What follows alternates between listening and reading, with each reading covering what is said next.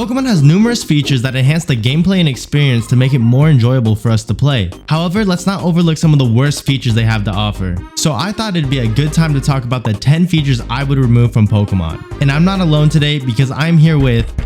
Wait, what's that noise? He kidnapped me. I'm actually here against my will. The Rogue Renegade? No way. How'd you get in my closet? I totally didn't lock you in there. Guys, help, please. This isn't part of the script. Unskippable cutscenes. Pokemon is notorious for their unskippable cutscenes. Sometimes I want to progress through the game without seeing another Team Star backstory every time I do their missions. Okay, I get it. It's a story mode game and you gotta have a storyline. I enjoy listening to the cutscenes and backstories, but if you're playing the game multiple times or just don't want to read them, you should have the option to skip it if you want to. And this would be groundbreaking for any speedrunners because you could just skip the cutscenes and save like 30 seconds. It's like I progressed in the game with no cutscenes and then all of a sudden it's cutscene, cutscene, cutscene, cutscene. Get rid of the uniforms. Look, I know it's only been a thing in one game, but that's one game too many. Who in their right mind thought that wearing a uniform for the entire game would be a good idea? I spent like, 10 minutes in the academy and never returned. When I beat the game, I was really confused because I forgot I even had a dorm room there. I'd be fine with it if you only had to wear the uniform in the academy, but that's not the case. This takes away so much creativity and expressiveness from the players.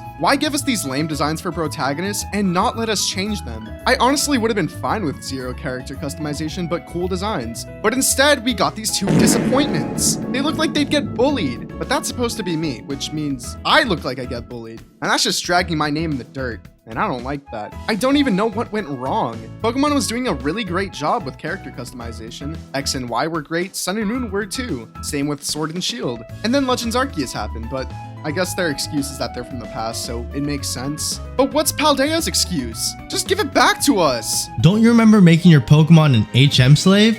Well, thankfully now in the newer games, we don't have to deal with that, unless you still want to abuse a Bidoof, but you know. But I put this on the list for things Pokemon should remove since we don't know if they'll return in the future. I always hated being restricted to certain mons to learn those moves. Couldn't there have been a better way to navigate around the world? Well, luckily now we have flying motorcycle Pokemon. Man, I'm finna whip this hoe. Oh shit.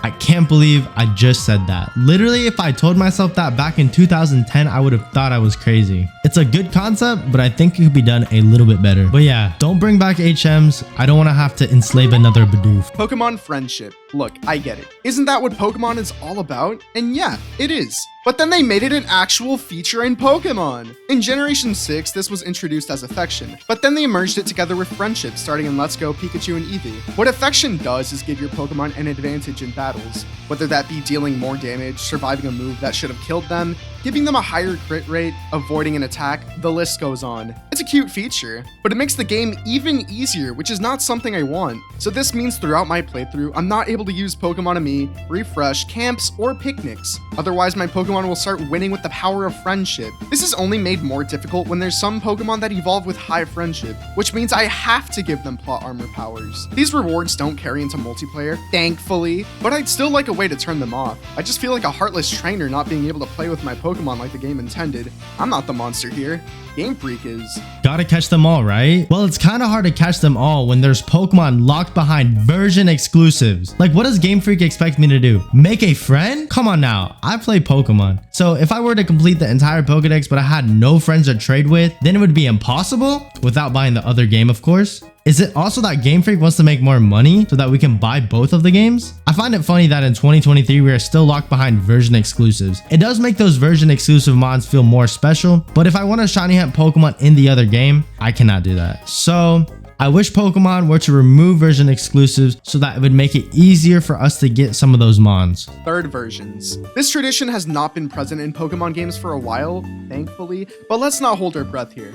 You and I both know Game Freak loves money. I think the only reason we haven't seen a third version of a game is because the features you would see in a third version are being thrown in with the DLC. And whether or not it's a cash grab, I'd still prefer buying $30 DLC over the $60 Pokemon game that I would have to replay again. It just made things more complicated than it already was. I already got to pick between two versions. You're telling me there's a third now? Pokemon has some of the most insane encounter rates. And I know what you're gonna say, you just suck at shiny hunting, but no! I believe in Black and White 2, it was a 1 in 8,192 chance to get a shiny Pokemon. Don't worry though, because it got a little bit better in Gen 9 being 1 in 4,096, but I still find that to be extremely hard to find just any Pokemon. I don't know if my luck is just terrible or if the encounter rates are just way too high. Legit, I'll be streaming for 3 hours with the shiny charm and level 3 encounter sandwich to make my shiny odds the best and still not be able to find a shiny. Pokemon should remove the high rate and maybe lower it. Complex evolution methods. As cool as I think they are, some Pokemon evolution methods are starting to really get out of hand. It's getting to a point where you have to flip your console upside down. Who would ever think to do that? Except maybe your little cousin who needs to be tied up to avoid burning the house down. Sit down, Jimothy! Things were just a lot simpler when I could level up my Pokemon and not have to think about, okay, is this the right rock? How many Weasels did I kill again? Did he complete his taxes this year? Where am I? This isn't my channel. It's just too much for my brain to handle. Again, they're cool, but nobody's gonna figure this out without the internet. Just another thing I want to add to this while we're on the topic of evolutions. I want them to make items used for evolutions easier to get. The amount of times I wanted to use a Pokemon during a playthrough only for it to evolve with a late game item and having to go the majority of the game with it being a liability is far too many. I just wanted to use a Gliscor, but no! Razorfang can only be found in fucking Cynthia's house on the top floor. This kind of relates back to the HM stuff, but I wanted to talk more about this topic. Who let Pokemon make our only form of transportation restricted to these motorcycle legendaries? I feel like Pokemon should remove this since it's lacking spirit. I do like the transportation, but I just don't want to hop on my legendary motorcycle to get from point A to point B. I would love to bring back the Mega Latios and Latias riding mechanic from Omega Ruby and Alpha Sapphire. Being restricted to these mons just doesn't cut it for me. You can say I'm complaining, but I just want to be able to bring out my Arcanine and ride on the back of him or spawn a Corviknight and be able to fly on him at any time. FPS drops. We all know what game I'm talking about. Pokemon Scarlet and Violet. I have no idea who thought this would be okay to release, but it's a problem. A problem they still haven't fixed. I really had fun playing these games, but I would have had even more fun if it didn't look like my 7th grade slideshow presentation. This is what pain looks like. Sometimes when I'm playing, I'm scared my game is gonna crash at any moment. This seems to be the main complaint people have with Scarlet and Violet, which is fair, it's pretty hard to ignore. So I really hope Game Freak is able to iron out whatever's making the game want to end its own life. Maybe it's the grass, maybe it's the Pokemon. I don't know, I don't care, just please fix it. Anyways, I'm gonna go take a nap. Later. Also, next time you kidnap someone, make sure the door isn't unlocked. Yo, you're telling me the door was unlocked this entire time? Oh my god. Well, that's all we got for today. And if you enjoyed the video, make sure to subscribe and let me know in the comments what features you would remove from Pokemon. And if you want to check out the top 10 features Pokemon should add, go check out the Rogue Renegades video. Dang, the next time I kidnap Rogue, I just gotta make sure to not leave the door unlocked.